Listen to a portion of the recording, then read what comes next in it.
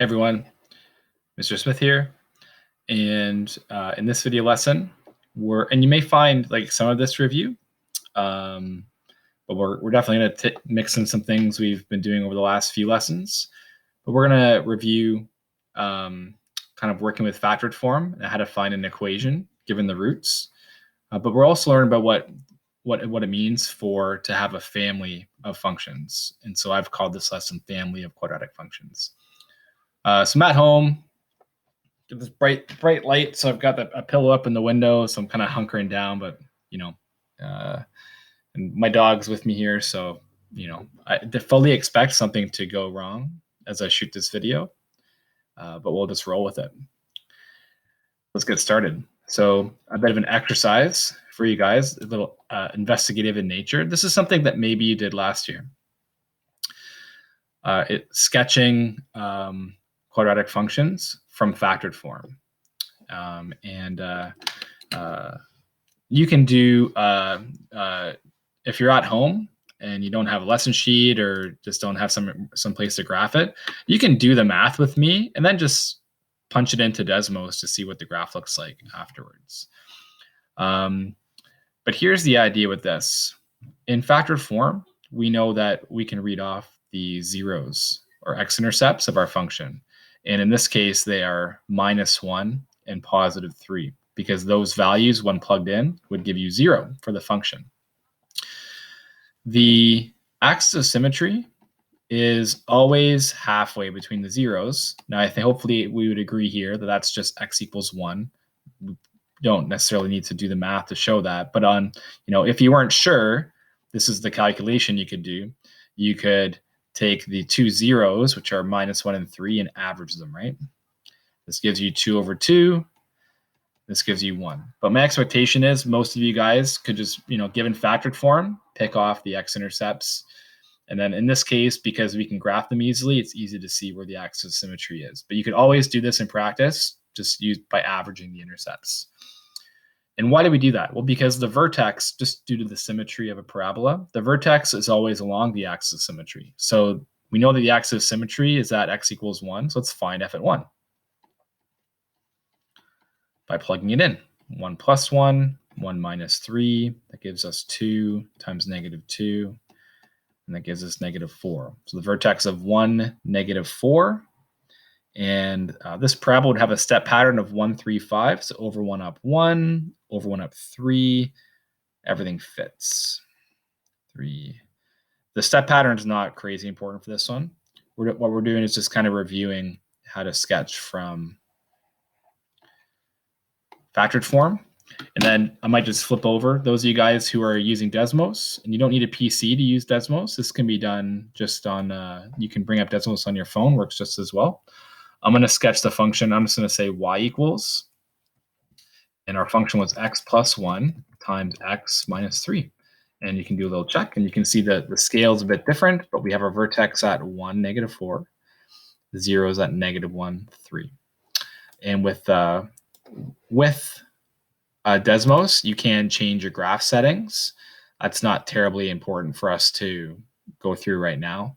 But yeah, you can get a rough sketch of what the graph looks like. And I'm just going to keep that graph up because I might add some more things to it. Let us go back to presentation. There we go. So let's go on to the next one. And you can go on with all three if you just want to pause the video and work through these. This is a similar looking equation, but instead of nothing being multiplied out front, here we have a 2. So you'll notice it's going to be the same zeros, right? -1, +3. Same axis of symmetry. We don't need to redo that because it's the same as before. But the only difference is, so the vertex will still be along x equals 1, but this time the function's a bit different. This time when we calculate f at 1, we're going to get a different value because we have the 2 out front there. So this time we get 2 times 2 times -2, and we get -8. So the vertex is at 1, -8.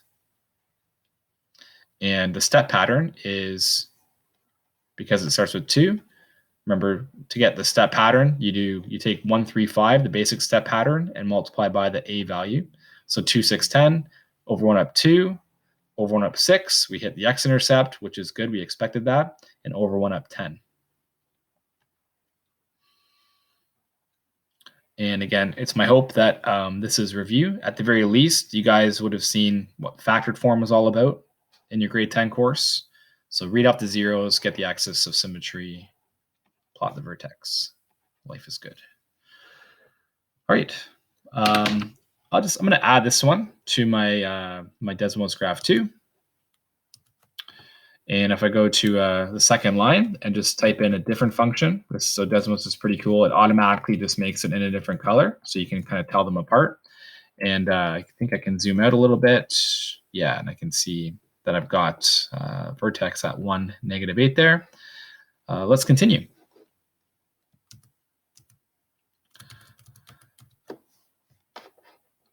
So definitely have at least one more. Yeah, 2 more. So, you guys can fly through these ones a bit quicker. It's essentially the only difference is when we're calculating f at 1 each time, we're going to get a different value. And you can check on Desmos if you'd like. But what we're doing, this is just motivating what we're getting into today. 1 minus 3 is negative 1.5 times 2 times negative 2, which works out to positive 6. In the step pattern for this one, so negative 1.5 times 1 times 3 and times 5. So if everything should fit, if I go over 1 and down 1.5, and then down over 1 down 4.5, yep, I do hit my x-intercept. I know I've done it right. And down 7.5.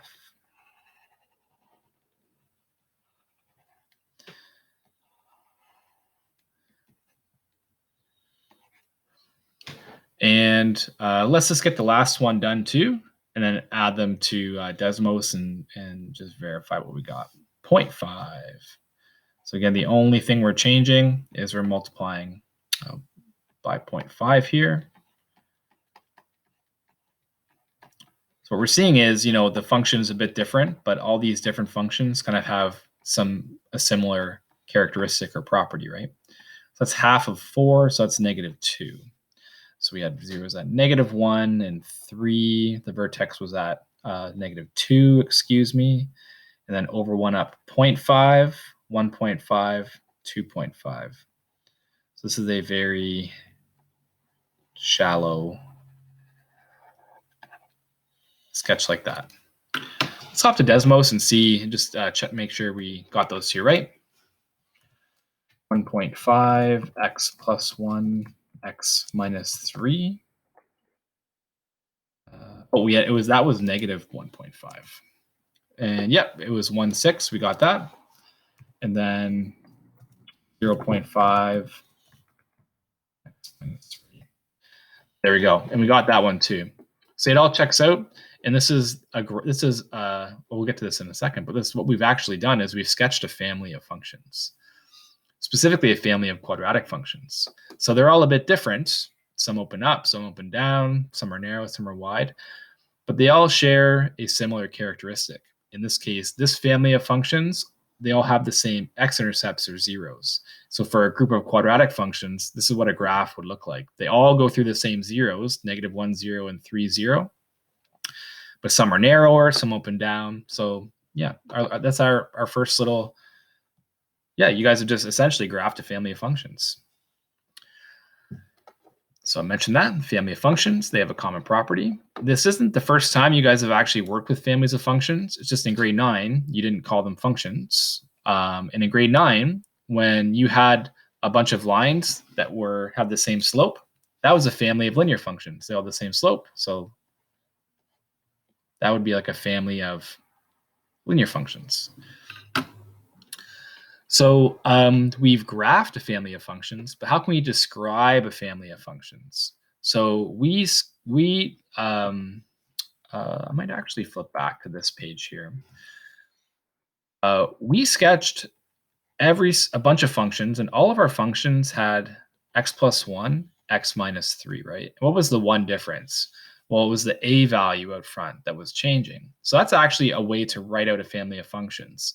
In this case, f of x, the family f of x equals a times x plus 1 times x minus 3 represents all the different functions that have zeros at minus 1 and 3. So we can do that with these guys. So using the same pattern, the family of functions that would have those x-intercepts would be, so some a value, but the equation would always look like this, x minus 4, x minus 2.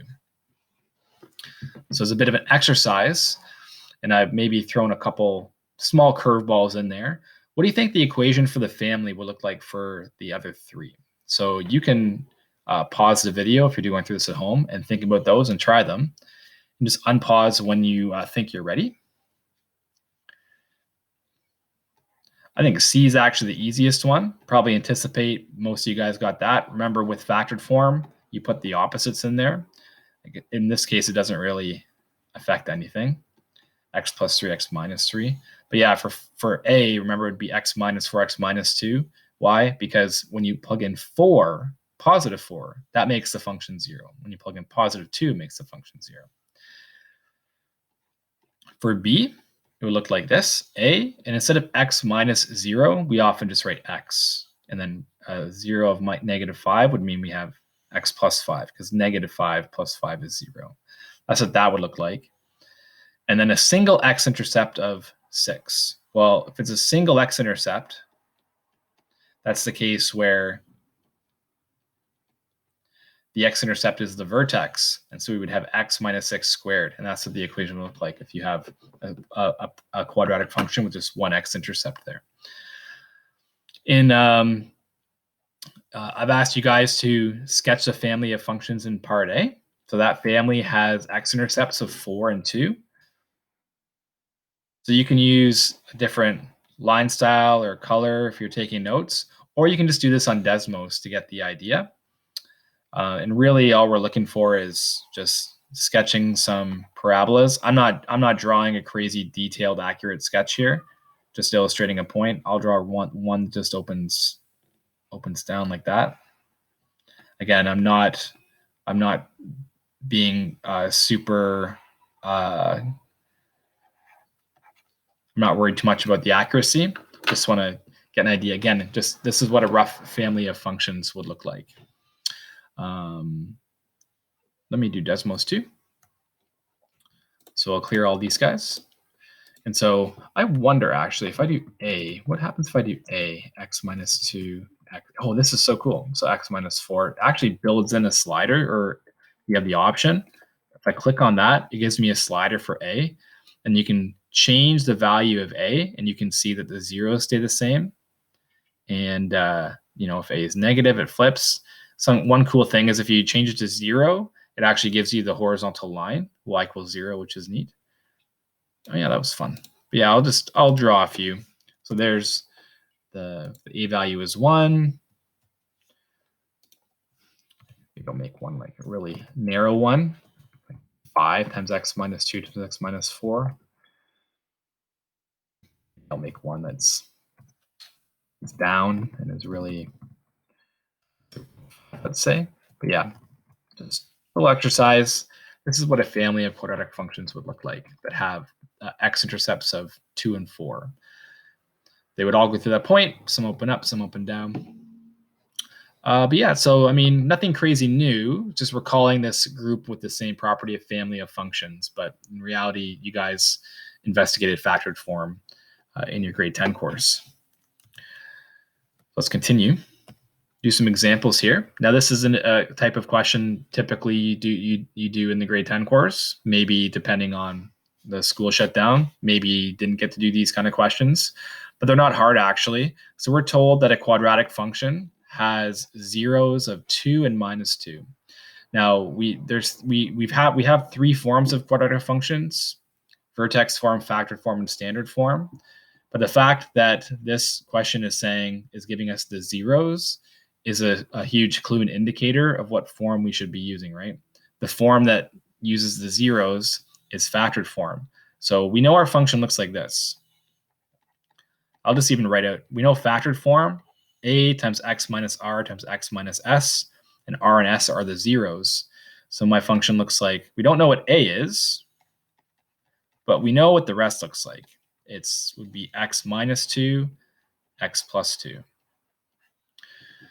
However, by providing a specific point, kind of locks in what the a value has to be. If I could go back to Desmos here, this family of functions, and it wouldn't matter whether I plotted, 3 of them or 10 of them, they only share 2 points, 2, 0, and 4, 0. So highlighting, maybe I'm going to highlight a point on the original guy. I'm going to highlight this point. But you can look where, I guess I can't highlight it. But that's the point 5, 3.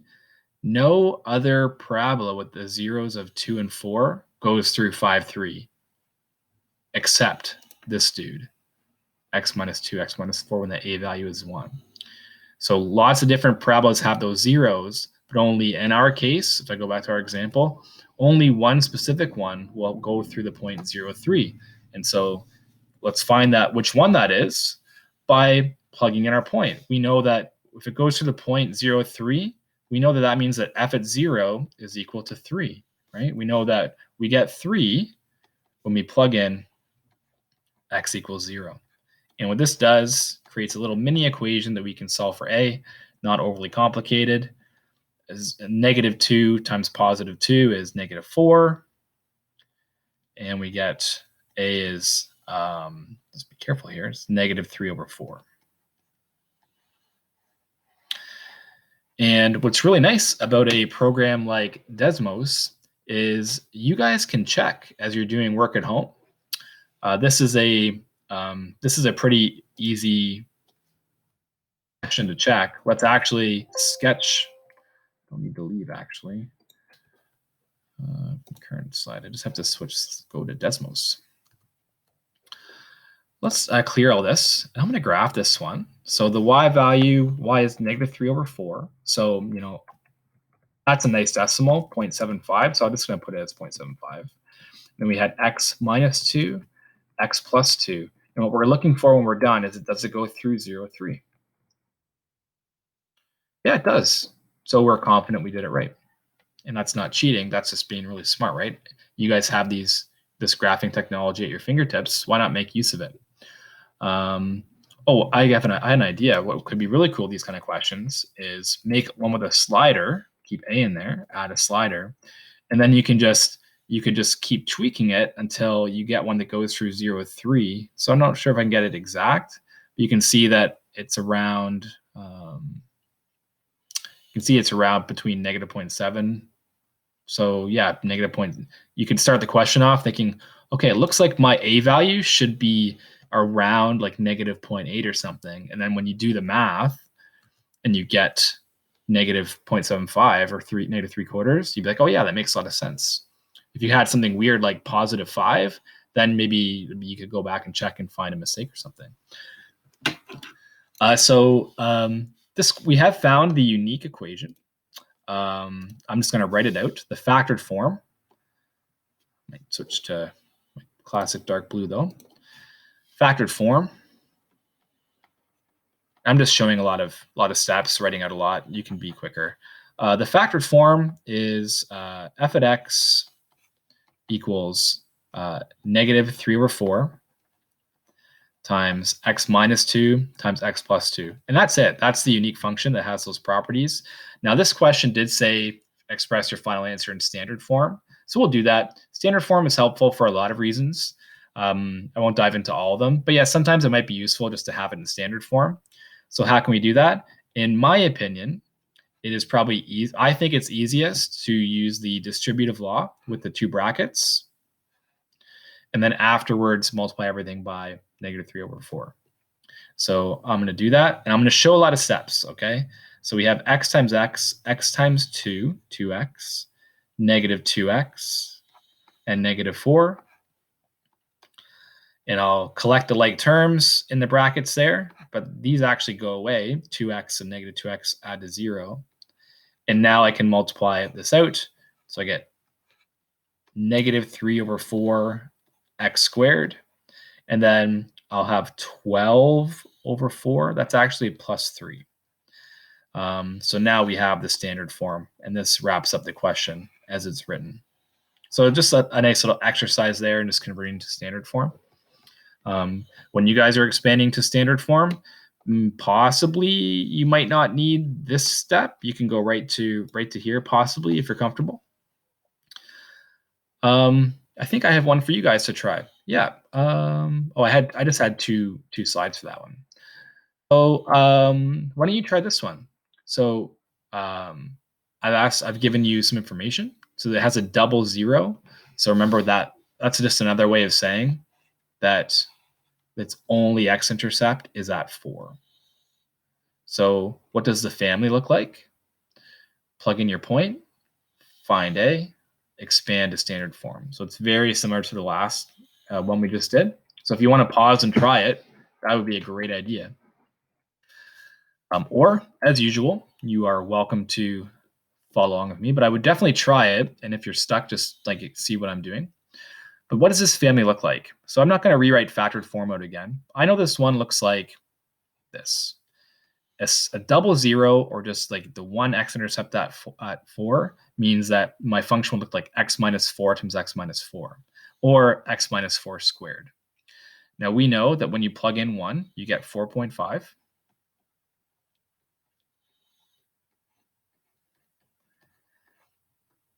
And now we'll solve for A.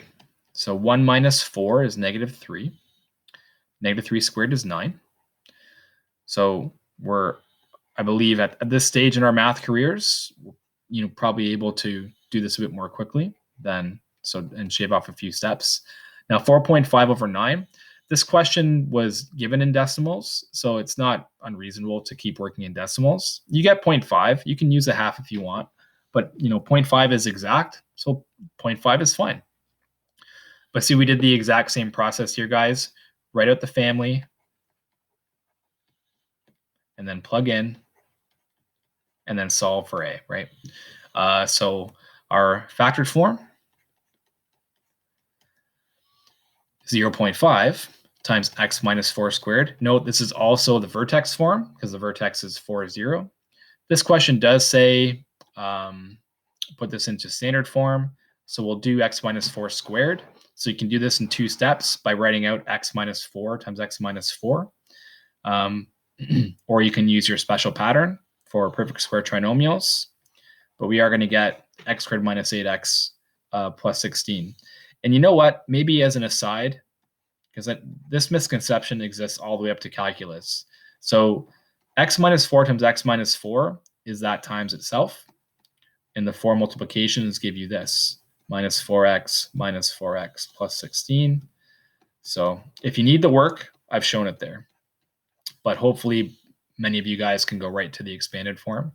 The issue that persists for some students is that squaring x minus 4 squared, they're just going to square x and they're going to square negative 4. And that's bad, right? You got to write that as x minus 4 times x minus 4 and use the double distributive law, or just recognize the perfect square trinomial pattern.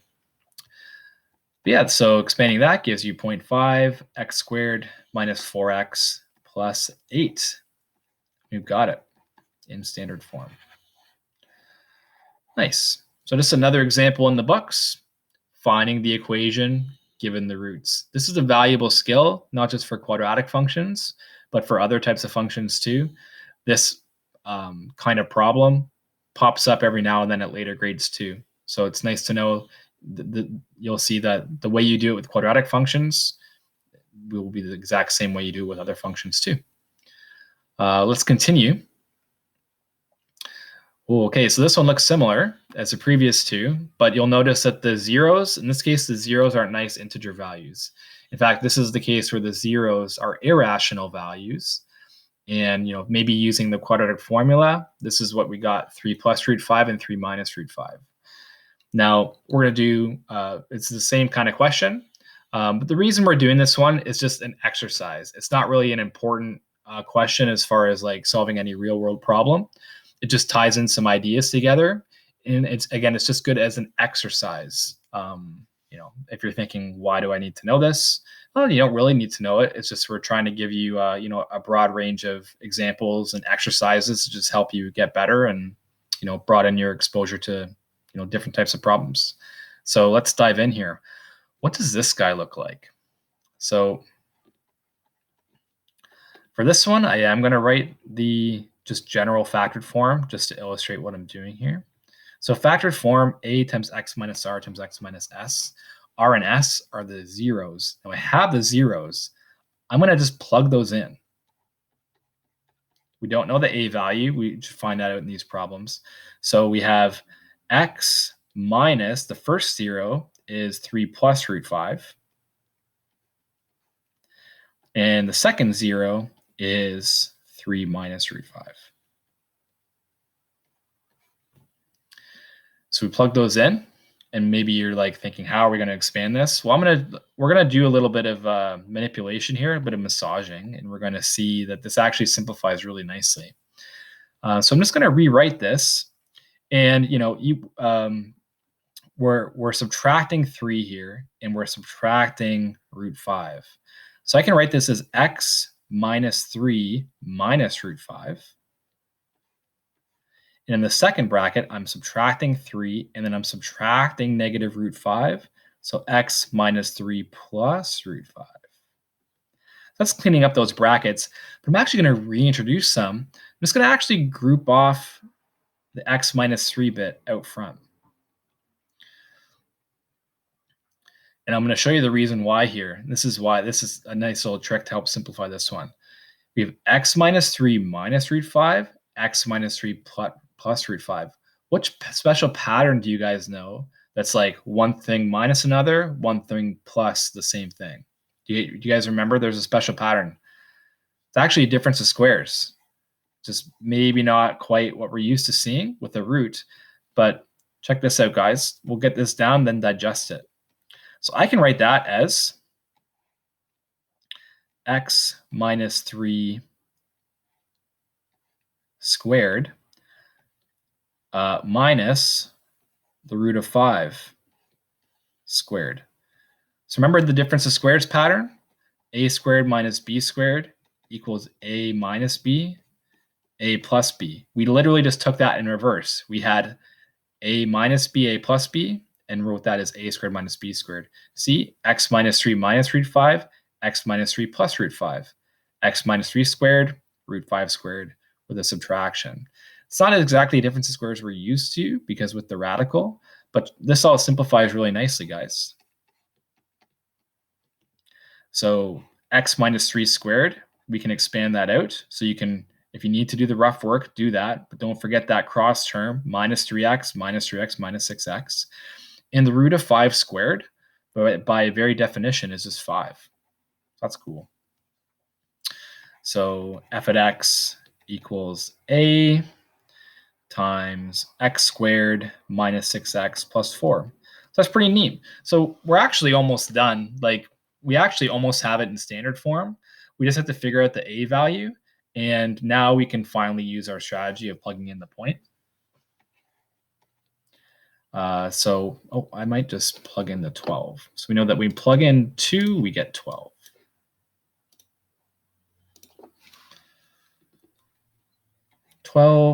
Equals a 2 squared minus 6 times 2 plus 4. We can do that all at once. So we'll have 4 plus 4 is 8 minus 12, that's negative 4. And that gives a equals negative 3. Nice. And so our function, going by that last line on the left, is negative 3 times x squared minus 6x plus 4. And just doing that expansion gives us the standard form. Minus 3x squared plus 18x minus 12. Pretty cool. So again, is this type of question going to be coming up all the time in any applications or real world problem? Probably not. Do you need it for grade 12 functions? Probably not. However, it's just a good exercise. And just like with, just like with physical exercise, we do that to get stronger. we do math exercises to just get stronger in math, right? So yeah, I kind of enjoyed that one. Ties in a lot of things we're doing, a little bit more of a challenging problem.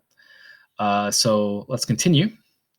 And we're just going to do one little application together. And I think that, yeah, that's going to be it for this lesson. So we have a tunnel that is 32 meters wide from side to side along the ground. And we're told at the points that are 4 meters from each side, the tunnel is 6 meters high. So I've given you a grid here. If you didn't have a grid, or if you're just like taking notes yourself, for a problem like this, you can always just make a rough sketch. I'll tell you, there's an easy way to set this problem up. And it's kind of the clue is how I set the diagram up. There's a symmetry here. If the tunnel is 32 meters wide, then we could think of that as a parabola with its zeros 32 units apart. And an easy way, maybe not easy, but a nice symmetrical way to do that is by putting them at minus 16 and 16, because then they're 32 units apart, right? So we're in part A here, sketching a rough diagram of this information. And we're told that 4 meters from each side, the tunnel entrance is 6 meters high. So 4 meters from the edge at minus 12, we're 6 meters high. And then 4 meters from the edge here, we are also 6 meters high. And so we've got our zeros and a couple of points. So this application problem is quickly turning into things we've done before, where you have zeros, you have a point, you can get a model, you can find an equation, right? So this can actually be very useful. So we've done a rough sketch, and then I might just make, I might just do a dashed line here. So this is going to be a parabolic opening. Now I don't know, I'm just doing a rough sketch here. I actually have no idea yet where the vertex is going to be, but this is kind of what's going on. We have an underside, goes through these points. We're interested in finding exactly where the vertex is. Our final graph probably won't look like this. Let's determine the equation. I think I have enough room just to do this on the side here. You can do it wherever you want on your sheet. So let's just use f at x. You could use h at x for height or whatever you want to do. But we don't know the a value. But the way we've set it up is we have these nice simple zeros at negative 16 and 16. So I can write it that way. And we discussed that, by using that piece of information about 4 meters from the side, the entrance is 6 meters high. That gave us 2 points to use, 12.6 and minus 12.6. I'm just going to use 12.6 as my point. When I plug in 12, I get y equals 6.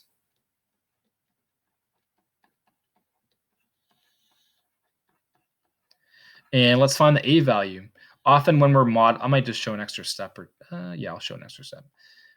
When modeling kind of in real life, your a values don't necessarily give you a nice round number. So sometimes it might be a fraction or some long decimal. That's okay. That's just real life, right? 28 times 4 is negative 112.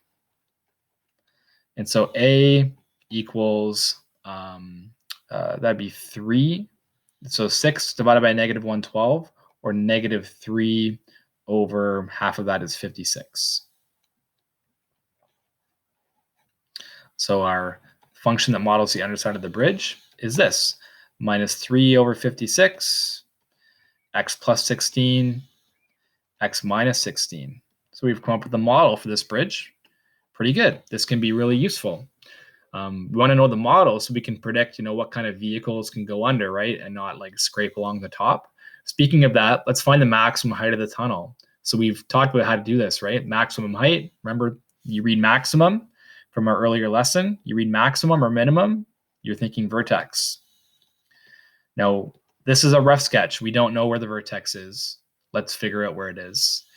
And this one, by setting it up the way we did, it's not so bad, because where's the axis of symmetry?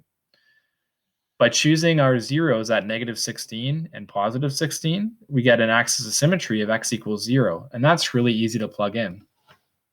I think I will go to my next slide here. So the AOS, axis of symmetry, was x equals 0. We talked that through.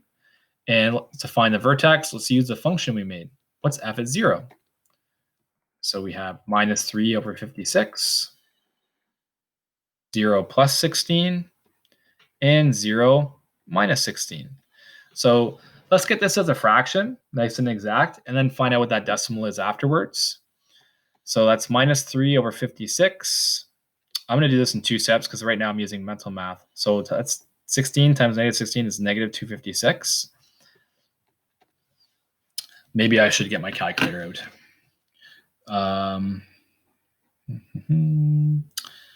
Do I need it? Yeah, I do. I could probably think through it, but don't want to make any mistakes. Calculator, where are you? Okay, so one thing I recognize is it's going to be positive because negative times negative. And just to make the numbers smaller, 256 and 56 are both divisible by 4. So I might write this as minus 3. 256 divided by 4 is 64. And 56 divided by 4 is 14. Oh, we can even go, is it 14? Oh, I could have divided by 8. Excellent. So this is just fun. You guys can just go to your answer. I'm just kind of doing this is just like how math works, right? You just kind of play around. So 64 divided by 2 is minus 32, and 14 is 7. And now I can do the mental math because 3 times 32 is 96 over 7. So, honestly, plugging that into your calculators, many of you guys could have just got right there. So the max height is 96 over 7 meters, which is exact. Or if now we can do that division, 96 divided by 7, about 13.7.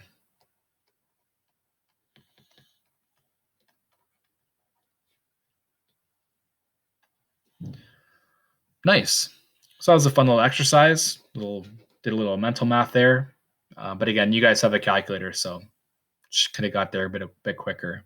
And worst case scenario, if you're just like weren't cool with the fraction stuff, and you just did all the multiplications, divisions, you would have got there about 13.7, same answer. All right. So we've done some examples, maybe review of how to find an equation given the zeros. Maybe the one new thing was, doing an example where the roots were exact and in irrational form. But yeah, the rest, if it was kind of new to you, that's okay. It's just nice. Another day with a lot of review, getting used to the idea of quadratic functions. But what are we doing next? We've got one more thing to do in this kind of introductory unit on functions, and at the same time reviewing some quadratic function stuff, is we're going to solve linear quadratic systems. So in grade 10, you guys solve linear systems, which is like find the intersection point of two lines. In this course, you guys, and after last year, you had the skills too, but in this next lesson, which again is a bit of review, maybe a little extending of the new stuff, we're going to find the intersection point between a parabola and a line. And as we're going to see, there's lots of different ways that can happen. But for one thing to notice is one possibility is that there could be 2 points where they meet. Rosie's saying goodbye by scratching herself. And I think on that note, I'm going to end the lesson. Hope you guys are staying well. Have a great day. We'll see you soon.